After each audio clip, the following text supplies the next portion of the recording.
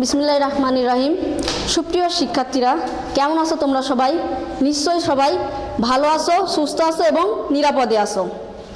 আলহামদুলিল্লাহ, আমিও ভালো আছি। আমি মোসাম্মদ রোকসানা খাতুন, সহকারী শিক্ষিকা, বিষয় কৃষি, Harinakundu Priyanath school and college, Harinakundu, Jhenaidah. আজ আমি তোমাদের কৃষি শিক্ষা বিষয়ে পাঠদান করব। আমাদের আজকের পাঠদান হবে প্রথম অধ্যায়ের কৃষি শিক্ষা বিষয়ের প্রথম অধ্যায়ের দ্বিতীয় পাঠ। আমাদের পাঠ শিরোনাম থাকছে ফসল উৎপাদনের জন্য জমি প্রস্তুত। তারপরে দুইটা বিষয় থাকবে পাঠের, ফসল উৎপাদনের জন্য জমি প্রস্তুতের দুইটা বিষয় থাকবে, ভূমি কর্ষণ ও জমি প্রস্তুতকরণের উদ্দেশ্য, আর থাকছে জমি চাষের বিবেচ্য বিষয়। তো ভূমি কর্ষণ ও জমি প্রস্তুতকরণের উদ্দেশ্যে কতগুলো পয়েন্ট আছে, আমরা সে পয়েন্টগুলো লিখব। তোমরা একটু খেয়াল করে ক্লাসটা মনোযোগ সহকারে দেখো। ভূমি কর্ষণ ও জমি প্রস্তুতকরণের উদ্দেশ্যে থাকছে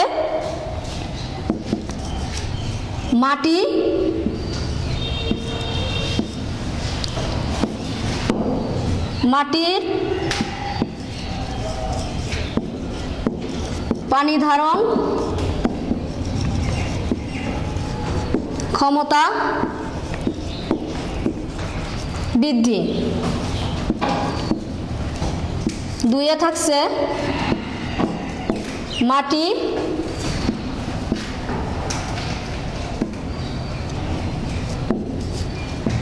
মাটিতে বীজ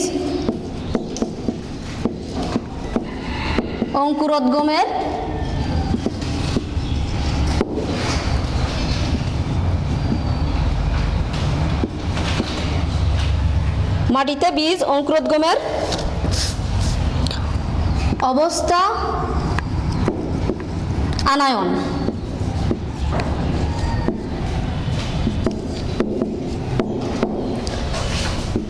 3 নাম্বার দেখো,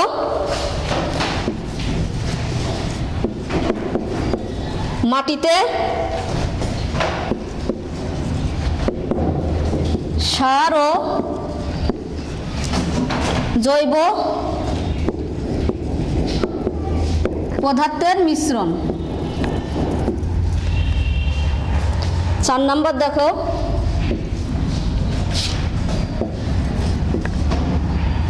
ভূ অভ্যন্তরস্থ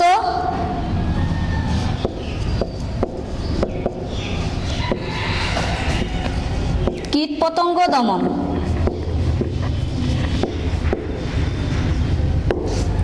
দেখো, তাহলে আমরা ফসল উৎপাদনের জন্য জমি প্রস্তুতে যে দুইটা বিষয় ছিল, ভূমি কর্ষণ তথা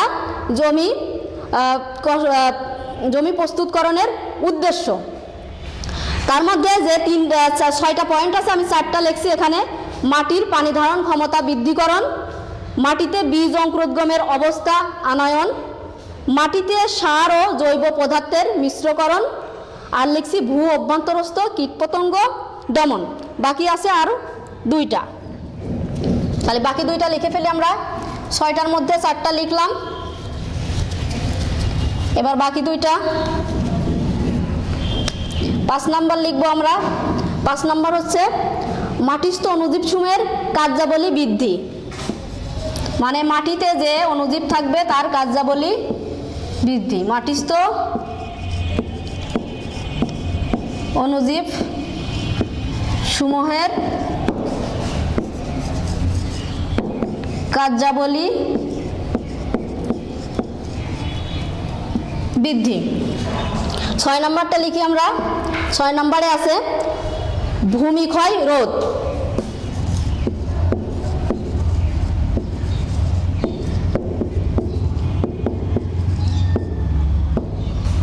তাহলে আমরা কি কি লিখলাম? ভূমি কর্ষণ তথা ভূমি কর্ষণের বা জমি প্রস্তুতকরণের উদ্দেশ্যের মধ্যে থাকছে 6টা পয়েন্ট।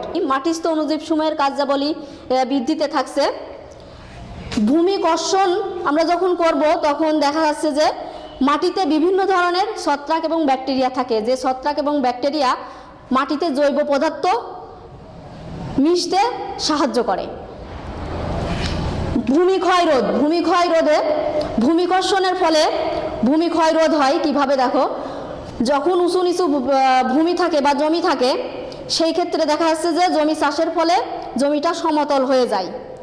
আবার মাটি ক্ষয় রোধ হয় কেমনে, যখন জমিটা কর্ষণ হচ্ছে দেখা যাচ্ছে যে মাটিটা ঝুরঝুরা হয়ে যায়, পানি ধারণ ক্ষমতা বৃদ্ধি হয়, এই ক্ষেত্রে বৃষ্টির পানি আটকে রাখে,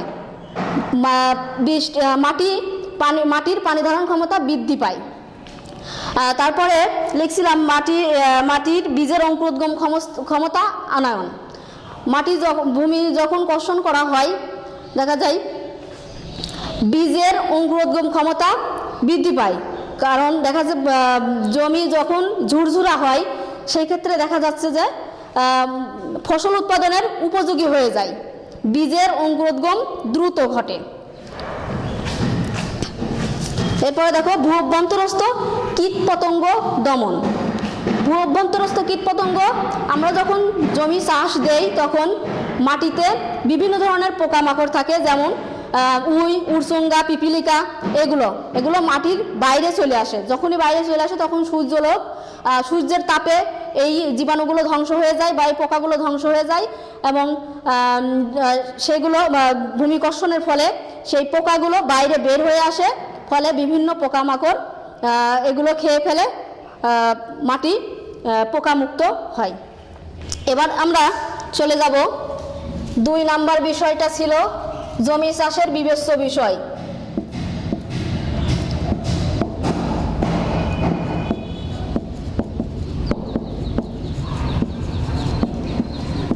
জমি চাষের বিবেচ্য বিষয়ে থাকছে 4টা বিষয়। ভূমি কর্ষণের কিভাবে জমি চাষ দিতে হবে সেটা কয়েকটি বিষয়ের উপর নির্ভর করে। সেই বিষয়গুলো হচ্ছে, দেখো, ফসলের প্রকার,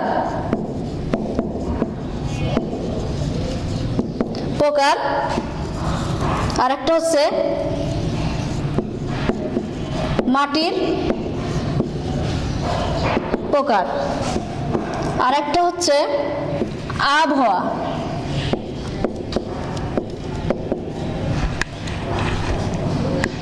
এবং আরেকটা থাকছে খামারের প্রকার।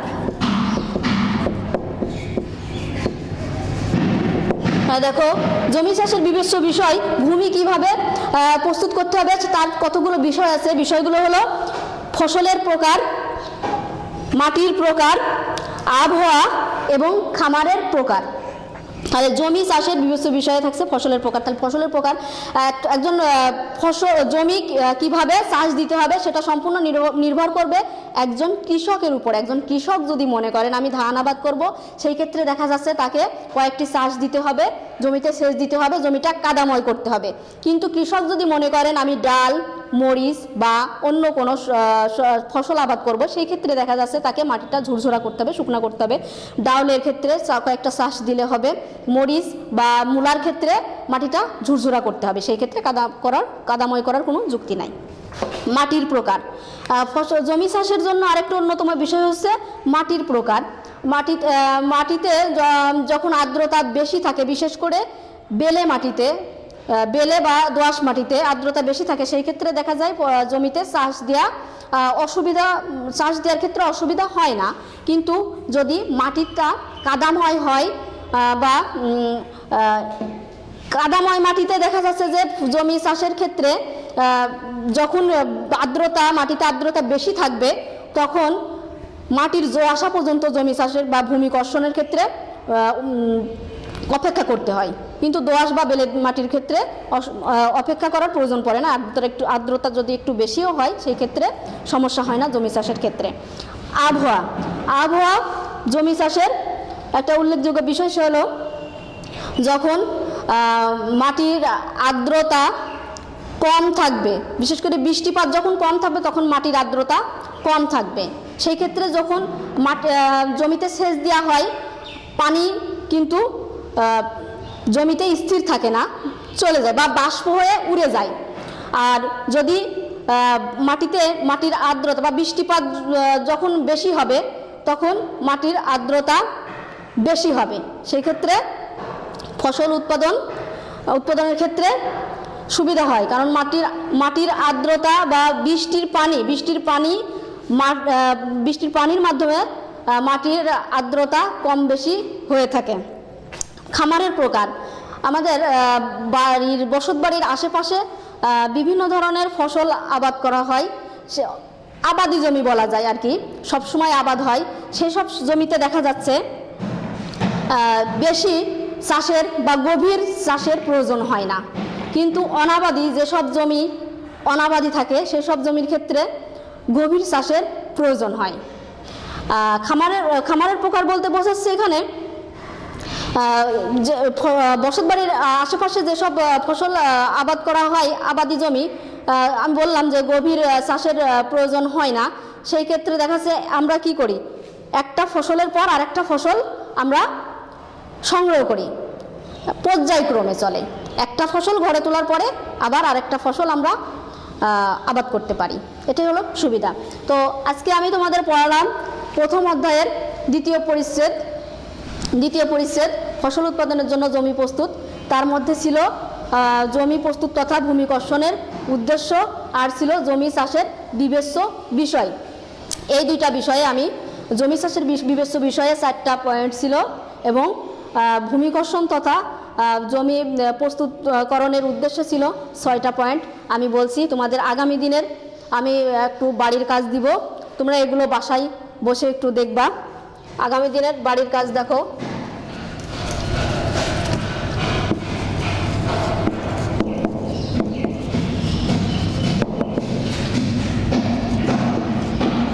জমি চাষের বিবেচ্য বিষয়গুলো কি কি, এটা থাকবে। আর একটা থাকবে ভূমি কর্ষণের